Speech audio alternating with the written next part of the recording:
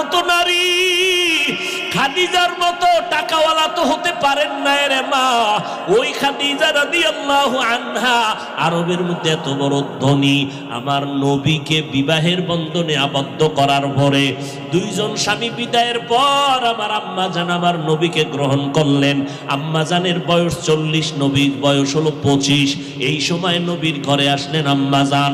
আরবের ধনী নারী খাদিজা সব সম্পদ স্বামীরে দান করে দিয়েছেন।